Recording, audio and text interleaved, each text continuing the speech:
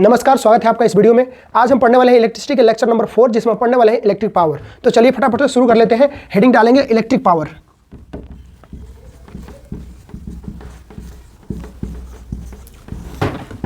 Electric power is the electric power is the rate of electric work done अगर हम electricity से work के rate की बात करें तो वो उसका पावर होता है। जैसे हम बोलते हैं कि पावर क्या होती है जनरली, तो power is the rate of work done. यहाँ पे इलेक्ट्रिक पावर है तो electric power is the electric work done per unit time हो जाएगा, यानी कि रेट हो जाएगा तो वो आपका इलेक्ट्रिक पावर आ जाएगा। इसका हमारा फॉर्मूला आ जाएगा electric power work done by time, work done by time. यहाँ से हम अगर ई दे दे, इसका सिंबल P W/T, ये हमारा फॉर्मूला आ जाएगा इसका। अब आता है इसका SI यूनिट। इसका SI यूनिट हो जाएगा वाट, जिसको हम W से डिनोट करते हैं। वाट इसका SI यूनिट हो जाएगा। अब यहाँ से एक डिफिनेशन पूछता है, डिफाइन 1 वाट। डिफाइन 1 वाट। अब 1 वाट को डिफाइन करने के लिए हम इसके यूनिट के अकॉर्डिंग, फॉर्मूले के अकॉर्डिंग इसमें हम पुट करेंगे इनके वैल्यू को और यूनिट पे डिफाइन करेंगे। When rate of work done is 1 joule per second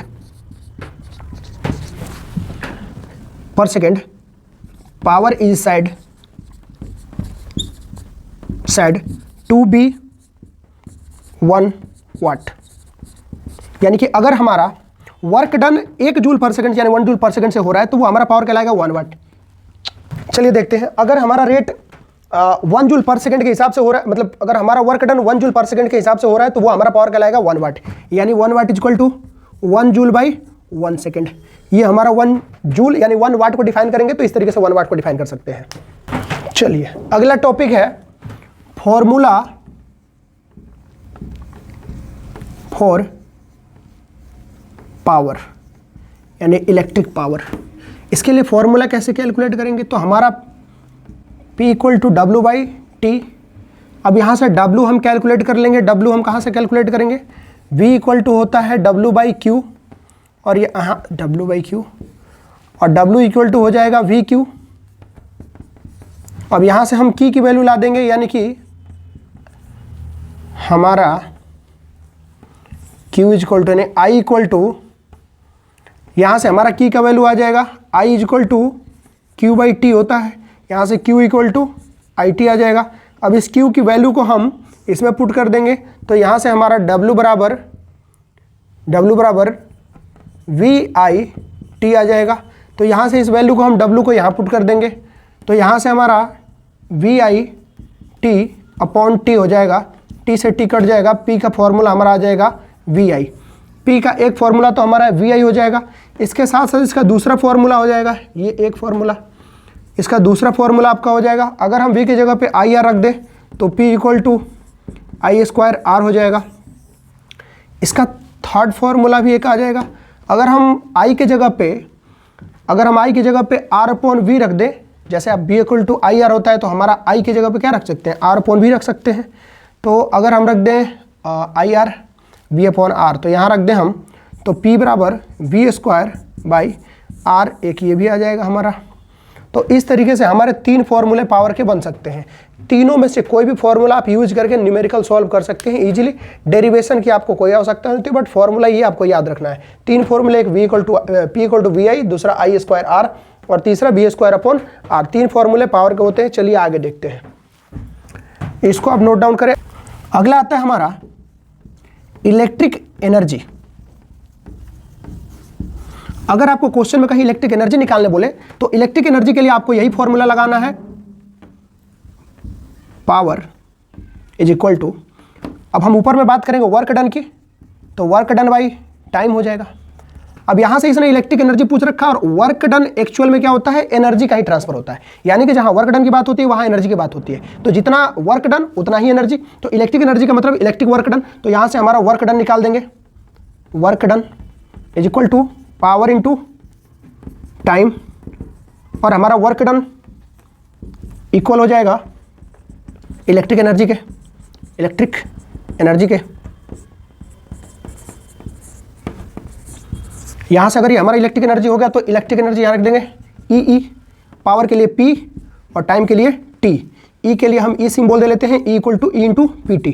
तो अगर आपको इलेक्ट्रिक एनर्जी पूछे तो E इक्वल टू PT हमारा एक फॉर्मूला आ जाएगा जिसके अकॉर्डिंग हम एनर्जी इलेक्ट्रिक एनर्जी भी निकाल सकते हैं। यहाँ से हमारा ये टॉपिक खत्म होता है इलेक्ट्रिक एनर्जी का। अब कहता है कि अगर हमारा इलेक्ट्रिक एनर्जी में टाइम को अगर हम ले ले आवर, यानी कि टाइम को हम ले ले आवर में, तो यहाँ से हमारा इसका यूनिट बन जाएगा, यहाँ से इसका यूनिट बन जाएगा यूनिट इलेक्ट्रिक पावर का हमारा यूनिट क्या होता है, तो हमारा पावर का यूनिट होता है वाट, तो इसको हम ले लेंगे वाट में। और अगर हमारा टाइम ले ले आवर में तो ये आ जाएगा वाट आवर, ये हमारा इसका यूनिट आ जाएगा वाट आवर। अगर हम एनर्जी को पावर और टाइम को आवर में लेकर के चले तो इस तरीके से हमारा ये आएगा। अगर हम इसे कमर्शियल यूनिट में कन्वर्ट करें, कमर्शियल यूनिट में इलेक्ट्रिक एनर्जी जो हम घरों में यूज करते हैं इलेक्ट्रिसिटी, उसकी जो इलेक्ट्रिसिटी की एनर्जी बिल आती है, इलेक्ट्रिसिटी बिल जो आता है, उस एनर्जी को कैलकुलेट करने के लिए जो हमारा यूनिट यूज होता है, इसमें वाट की जगह पे हम यूज कर लेते हैं किलोवाट, और आवर की जगह पे आवर रहता है। तो जब हमारा किलोवाट आवर आ जाएगा तो ये इलेक्ट्रिक यूनिट ऑफ एनर्जी हो जाएगा, जिसको हम लोग 1 यूनिट भी बोलते हैं। अगर हमारा 1 किलोवाट का कोई भी अप्लायंस 1 घंटे तक वर्क करेगा तो वो हमारा 1 यूनिट इलेक्ट्रिसिटी यूज कर लेगा। तो ये हमारा कमर्शियल यूनिट ऑफ इलेक्ट्रिसिटी होता है। इसमें हम 1 किलोवाट आवर में कितना जूल एनर्जी होता है वो हमें फाइंड करना है, यानी कि energy in joule of 1 kilowatt our, या हम इसी को बोले तो 1 यूनिट एनर्जी। 1 यूनिट एनर्जी में कितना जूल एनर्जी होता है, कितना जूल वो यूज करता है, उसे हमें फाइंड करना है। वो कैसे फाइंड करेंगे, तो देखिए अगर हम 1 वाट की बात करें तो 1 वाट का मतलब होता है 1 जूल पर सेकेंड, और हमने क्या करा हुआ है, जूल तो हमारा 1 वाट का किलोवाट हो गया, तो किलोवाट मतलब 1000 वाट, 1 किलोवाट का मतलब होता है 1000 वाट। तो हमने वाट को कन्वर्ट कर देनी है 1000 में, और आवर हमारा 60 से मल्टीप्लाई कर देंगे। सेकंड को जब हम आवर में कन्वर्ट करेंगे तो 60 से मल्टीप्लाई कर देंगे 2 बार, यानी एक बार मल्टीप्लाई करेंगे तो मिनट में और एक बार करेंगे तो सेकंड में। तो हमारा 1 वाट का मतलब होता है 1 जूल पर सेकंड। अब टाइम चला गया आवर में और वाट चला गया किलोवाट में, तो हम 1 किलोवाट आवर जब फाइंड करेंगे, किलोवाट आवर, तो क्या करेंगे हम 1 जो हमारा 1 वाट के लिए 1 जूल था पर सेकंड के लिए, तो 1 हमारा 1 वाट ये हो गया। सपोज करिए कि 1 जूल हो गया ये। अब किलोवाट हमारा है तो किलोवाट में 1000 ले लेंगे, 1 किलोवाट हमारा ये हो गया। और टाइम में हमारा कितना है, तो टाइम है हमारा 160 से मल्टीप्लाई कर देंगे इंटू 60, 2 बार 60 मल्टीप्लाई करेंगे तो हमारा 1 बार मिनट में फिर सेकंड में आ जाएगा। अब इनको हम कर लेंगे मल्टीप्लाई, 3 2 5 16 36 10 टू द पावर 3 2 5, यानी कि 3.6 into 10 to the power 6 joule. 1 kilowatt hour में आपका इतना जूल होता है। आप इसको नोट डाउन कर लेंगे, 3.6 into 10 to the power 6 joule. इतना हमारा आ जाएगा 1 यूनिट इलेक्ट्रिसिटी में हमारा इतना जूल एनर्जी होता है। इतना नोट डाउन करिए, फिर हम आगे बढ़ते हैं। अगला टॉपिक है हमारा heating effect of electric current. Electric current ये क्या कहता है कि अगर इलेक्ट्रिसिटी हम किसी भी कंडक्टर से पास कराएंगे तो उसके अंदर हीटिंग इफेक्ट भी प्रोड्यूस होगा। इस फिनोमिना को हम heating effect of electric current कहते हैं। एक्चुअली में इलेक्ट्रिक करंट के 3 इफेक्ट होते हैं, एक मैग्नेटिक इफेक्ट, एक हमारा हीटिंग इफेक्ट और एक होता है केमिकल इफेक्ट। तो हमें यहाँ पे हीटिंग इफेक्ट को पढ़ना है। तो when electricity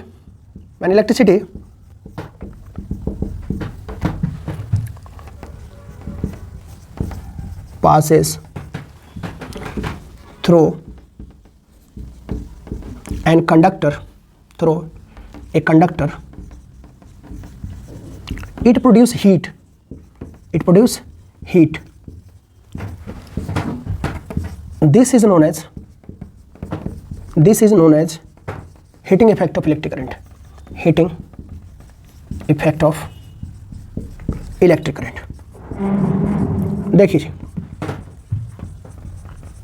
heating effect of electric current. अब हीटिंग फाइंड कैसे करेंगे हम, किसी सर्किट से हीटिंग इफेक्ट को कैसे फाइंड करेंगे, तो इसको फाइंड करने के लिए हमें एक दिया गया है Joule's law of heating. Joule's Joule's law of heating. Joule's law of heating क्या कहता है कि किसी भी सर्किट के अंदर में अगर हम यहां पे कहता है कि the heat produced in joule is directly proportional. क्या कहता है कि the heat produce in joule is directly proportional, first number, to the square of electric current.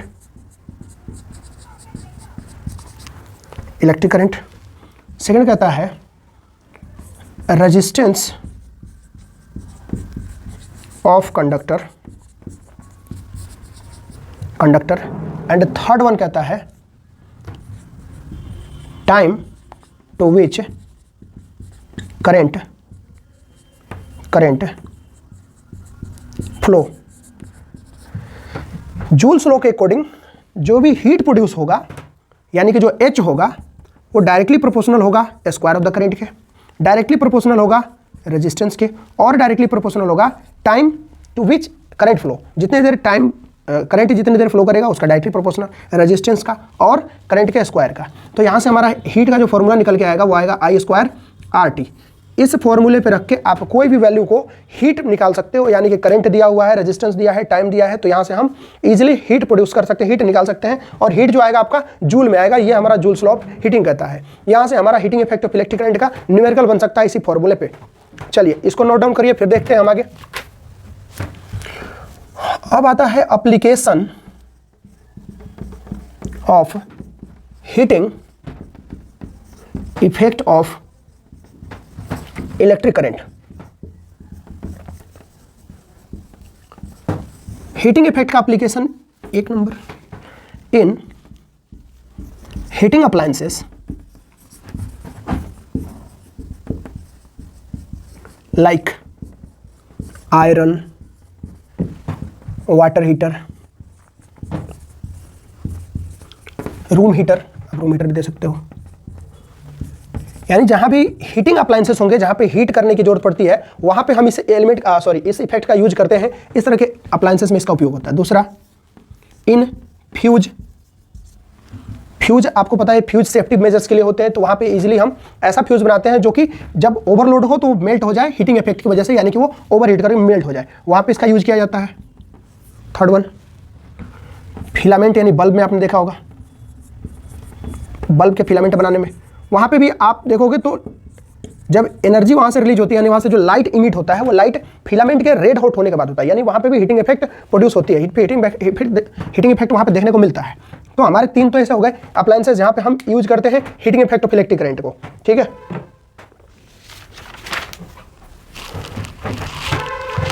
तो ये था हमारे इस चैप्टर का लास्ट टॉपिक, और अगले लेक्चर में हम न्यूमेरिकल प्रॉब्लम सॉल्व करेंगे। आज की वीडियो यहीं पे खत्म करते हैं। वीडियो देखने के लिए बहुत बहुत धन्यवाद।